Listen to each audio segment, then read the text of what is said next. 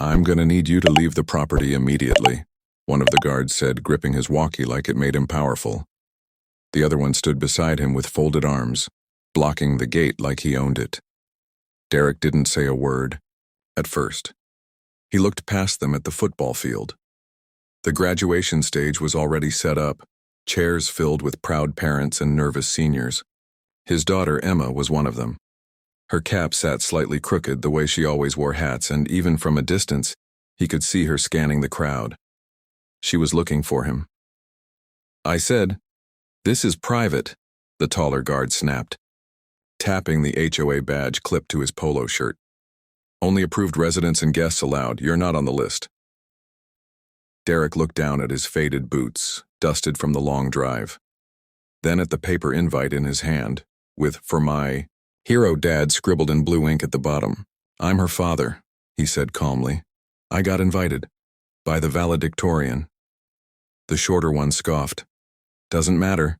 This is HOA managed property. Graduation is for community members and guests we approve. You're neither." Derek slowly folded the invite and put it in his pocket. "I fought for this land," he said, voice low. "Did 3 tours for it. Pretty sure watching my daughter graduate isn't breaking any law." The taller guard took a step forward. "Then, maybe you'll understand orders. Turn around, or we'll call someone who'll make you." There was a pause. Derek didn't budge. Then he said quietly but sharp, "You sure you want to do that?" The guards exchanged a look. Something about his tone shifted the air, but they didn't back down. "You got 5 seconds," the short one warned, hand reaching for his phone. Then it happened. From the side parking lot, 4 figures stepped out in formation, suits, sunglasses, silent, and absolutely not from around here. Their walk wasn't rushed, but something about the way people moved out of their path said they didn't need speed to make impact. One of them nodded slightly toward Derek. And in that moment, the guards froze. The crowd behind them suddenly felt quieter. Derek looked up. "Thought you boys might show up," he said, just loud enough. The shorter guard's hand stopped mid-dial. His face went pale. The taller one swallowed hard. "Wait, who are they?" Derek didn't answer. He just smiled for the first time. The taller guard's voice cracked slightly as he stepped back. You called security on us?" Derek didn't reply. He didn't have to. The 4 men kept walking until they stood beside him. One of them, broad-shouldered with a silver pin on his lapel, looked straight at the guards. "Problem here?" he asked, calm but cold. "No, sir," the shorter guard stammered, suddenly unsure of everything. We just thought he wasn't allowed in the event. He's not on our HOA list." The man with the pin pulled out a slim black wallet and flipped it open. Inside was a Department of Defense badge. The guards' mouths dropped open. "He doesn't need to be on your list," the man said. "He's on ours." The taller guard blinked. "Wait, is this former Master Sergeant, 3rd Recon, one of the best?" The man glanced at Derek. "You sure you don't want us to handle this?" Derek shook his head slightly. "Not yet. Let's see how they recover." The shorter guard tried to laugh nervously. We didn't mean any disrespect. Just following protocol. This is a private community, and we were told to limit guests." "Limit?" The DOD agent stepped forward. "You just tried to block a decorated Marine from attending his own daughter's graduation because of your made-up policy." The taller one spoke again, trying to save face. "We were told by the HOA president. She said anyone without a resident pass needs to wait outside the gate." Derek raised an eyebrow. "Your HOA president gave you that order?" "Yes, sir." The shorter one nodded, relieved to blame someone else. "Her exact words." Another of the suited men finally spoke. "She's the one in the red Range Rover?" The guards nodded. "Got it," the agent said. "She parked in a fire lane. We already flagged it." The crowd nearby had started to notice what was happening. Parents glanced over, some murmuring, a few even pulling out their phones. Derek finally walked past the guards, calm and steady. The agents flanked him like shadows. No one dared stop him now. At the edge of the bleachers, a girl in a navy blue gown spotted him, and her entire face lit up.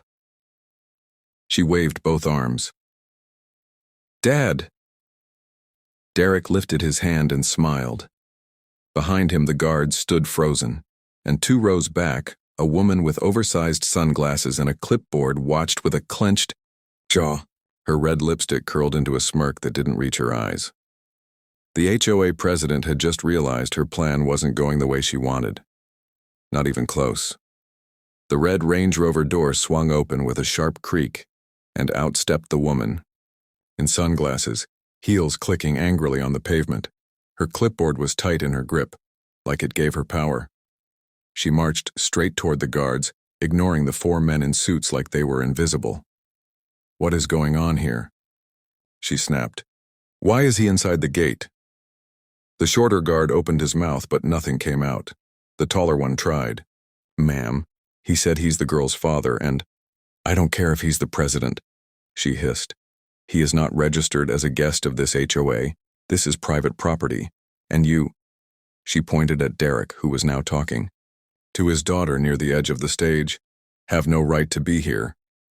One of the suited men turned and stepped toward her. "Ma'am," he said, measured but firm. "Do you realize you're interfering with a federal guest under active protection?" She squinted at his badge, dismissive. "Don't throw your little ID at me. I run this neighborhood. I approved this event. This isn't a government zone, it's mine." He didn't react, but the tension around him thickened. "You put your authority above the U.S. military and the Department of Defense?" She scoffed. "You people think just because you wear suits and talk quiet, we're supposed to roll over. I'll have you trespassed, all of you." Another suited man spoke up for the first time. "Ma'am, we've already pulled security footage from the perimeter. You approached the school principal this morning and told her to keep the Marine dad away from the stage, or you'd cancel the event." Her smile twitched. "That's a lie." "No," he said, holding up a small device. "It's recorded, with audio." The crowd nearby had gone completely silent now. Parents were no longer just watching, they were listening. The suited man continued. "You used fake HOA regulation numbers. You threatened to call police on a parent. You tried to prevent a veteran from attending his own daughter's graduation, just because he doesn't live in your little community." The principal, who had been quietly hovering near the podium, stepped forward now, guilt on her face. "She told me he had a restraining order," she said quietly. "She said he was a danger. I didn't know she made it up." The woman in sunglasses froze. A few people gasped. One dad near the back muttered, "What the hell?" Derek, who had been hugging his daughter, turned slowly. He locked eyes with the woman. No anger, no yelling, just disappointment. She tried to wave it off. "I was just protecting the community." But her voice cracked. One of the guards took a step away from her like he wanted no part of what came next. And then the suited agent clicked something in his earpiece. "Copy that," he said. He looked at her. "You're going to want to stay right here." The woman's lips parted like she was about to protest, but then a black and white patrol SUV turned the corner, lights flashing, no sirens, just the kind of quiet arrival that said someone's already in trouble. 2 uniformed officers stepped out. They weren't HOA security. These were real cops. The suited agent nodded toward them. "That's local law enforcement. We sent them footage already." "Footage of what?" she barked, trying to stand taller, but her voice wobbled. "You can't arrest me. I didn't do anything." The first officer approached calmly. "Ma'am, you're not under arrest yet, but we need to speak with you about falsifying legal documents and impersonating authority." "I didn't impersonate anything. I am the HOA president." The second officer held up a folded paper. "Then why is your so-called order to ban this man signed under a non-existent HOA code, and with a forged notary stamp?" The woman opened her mouth again, but nothing came out.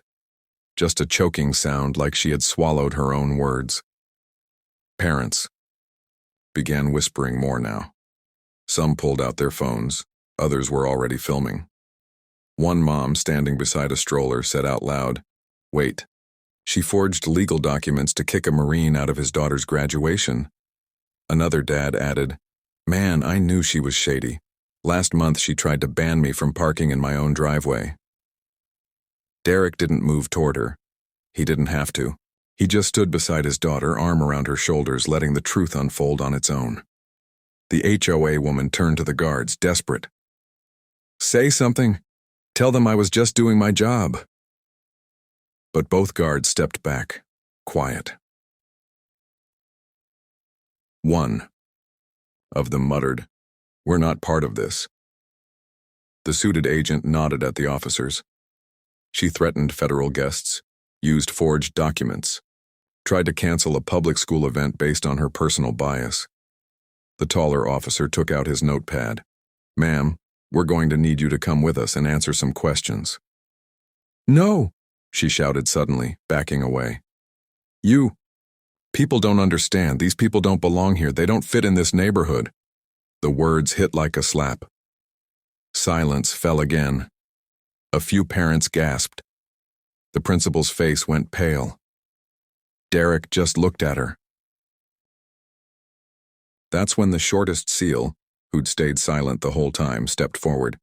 Calm, unreadable. He looked her dead in the eye. "You messed with the wrong family." And this time, even she knew it was over. The officers moved in, firm but professional.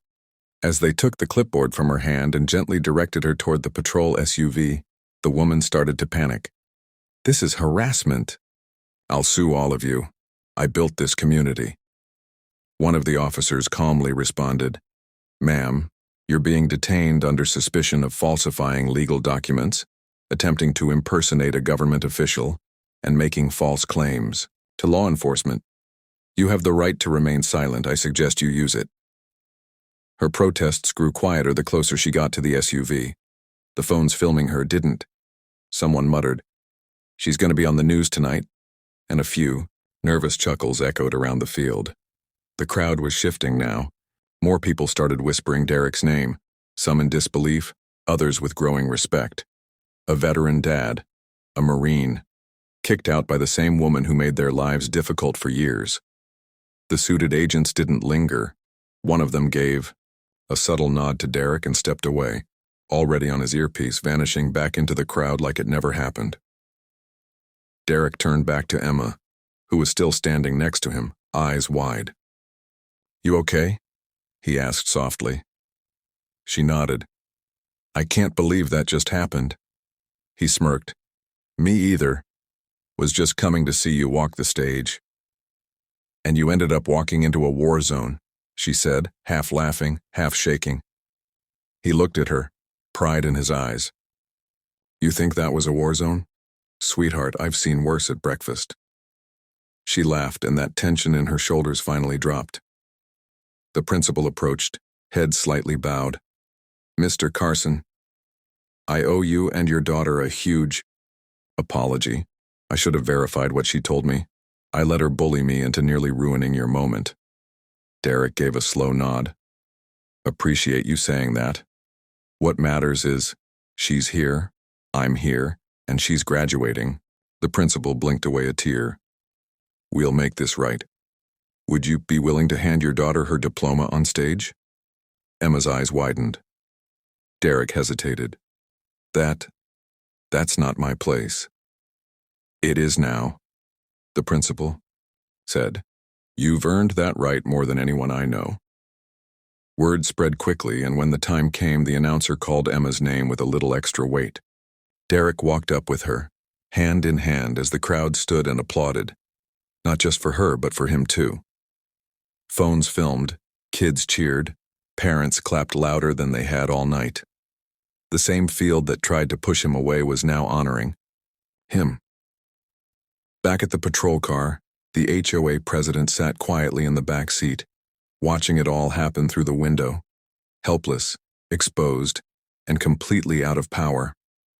As the ceremony wrapped up, families gathered in clusters across the field. Laughter returned, music played from the speakers, and kids tossed their caps in the air like nothing had happened, at least not something this big. But the whispers didn't stop. "He's a Marine, did you hear?" Those were real SEALs. She tried to fake a restraining order. Can you believe that?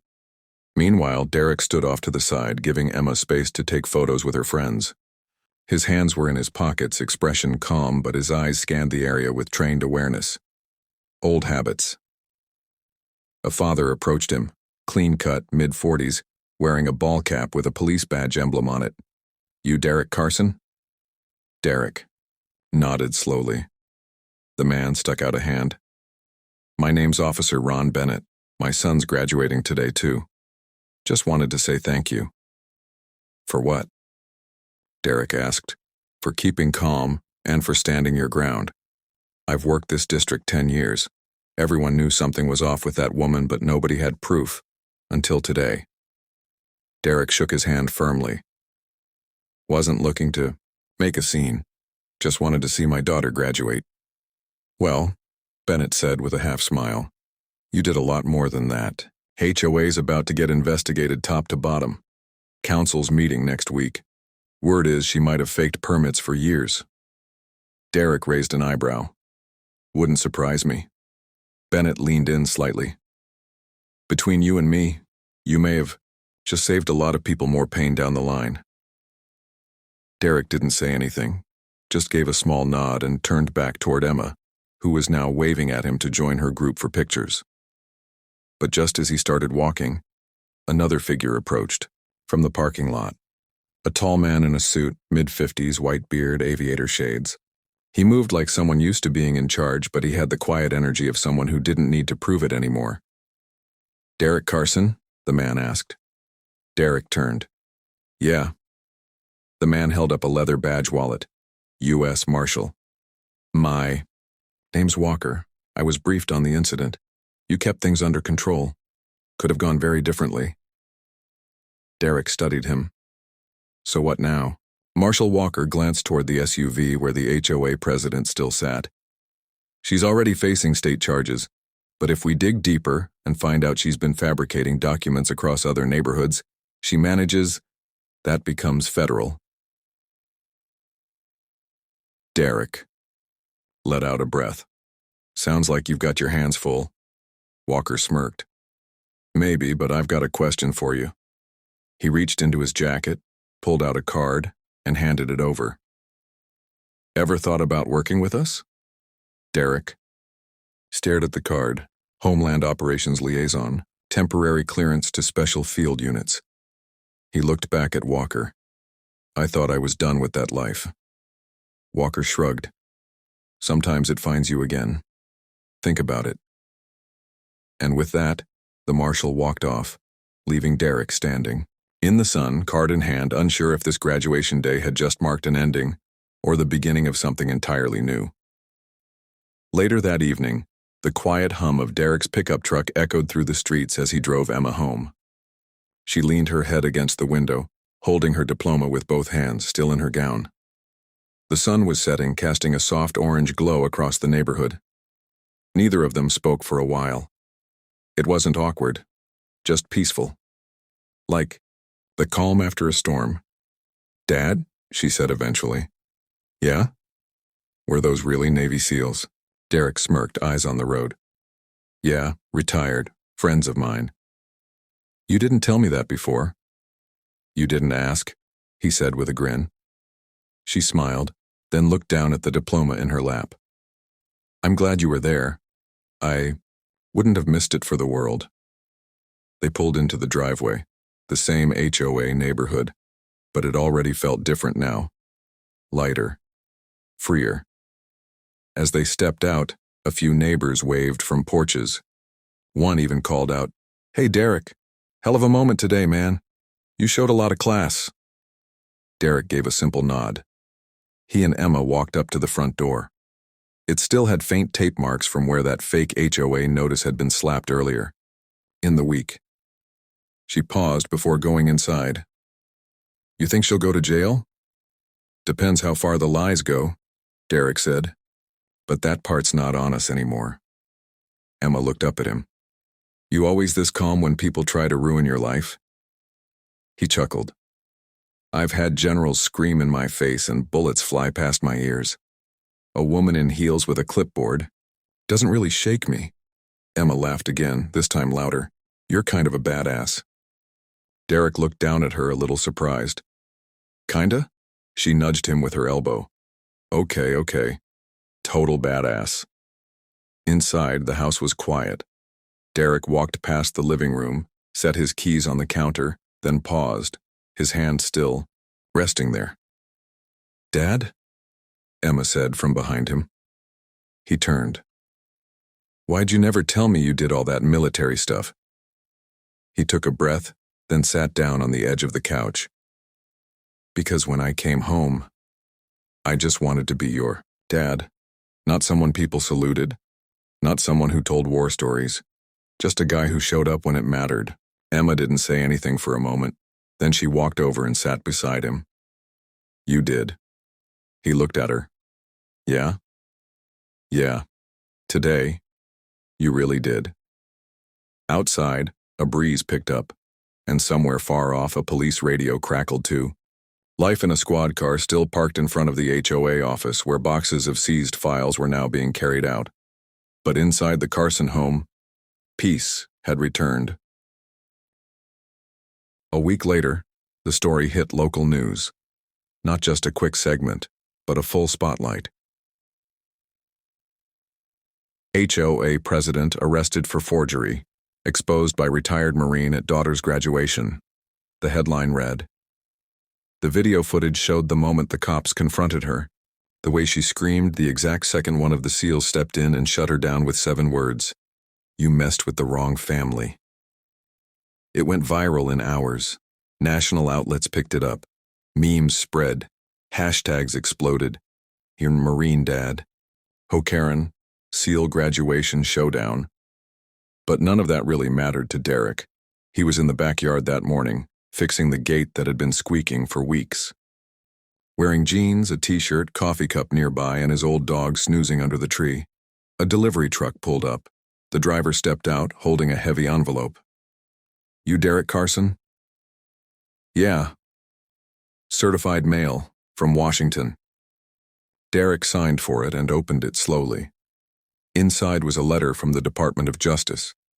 The HOA's internal records had led to a broader investigation. The woman who tried to ruin his day? She was tied to multiple neighborhoods, all under shady contracts. Turns out she'd been using forged documents to push out immigrants, veterans, and single parents, people she thought didn't fit. She'd be facing federal charges for fraud, impersonation, harassment, and more. At the bottom of the letter was a final line.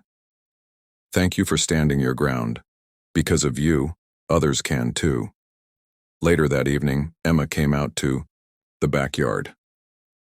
They're talking about you again, she said, showing him her phone. Another interview request.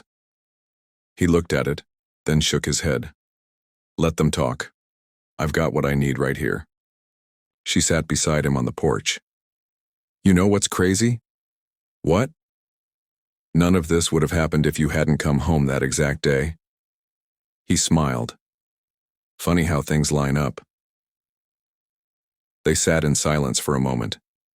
Then she asked, Are you going to take the marshal's offer? Derek sipped his coffee, thought for a long beat. I fought for this country once, he said. But now, maybe it's time to fight for the people in it. She nodded slowly, proud. He looked out at the sunset, the flag waving from the neighbor's porch, and the quiet street that once tried to push him out. People like her think power comes from titles and rules, he said quietly. But real power is knowing who you are and never backing down. And in that moment, it didn't matter who was watching. Because justice had been served, family had been protected, and in the land he fought for, he had finally found peace. Q. And